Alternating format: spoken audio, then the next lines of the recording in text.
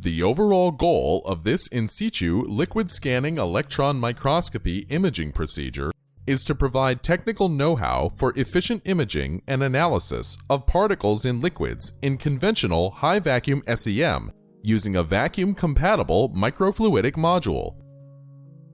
This method can help answer key questions in the microscopy and microanalysis field, such as how to characterize the evolving particle size and morphology corresponding to environmental changes. The main advantage of this technique is that we can directly visualize polydispersed particles in liquid without drying or freezing the sample in high vacuum mode, and also without resorting to environmental SEM. The implications of this technique extend toward the efficient analysis of the various liquid material in the biological samples using SEM, because many of them only function or exist in liquid.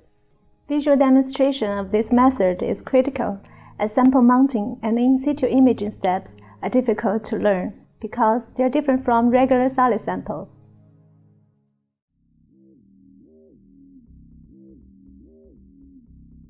Begin this procedure with carbon coating of the System for Analysis at the Liquid Vacuum Interface, or SALVI device, as described in the text protocol.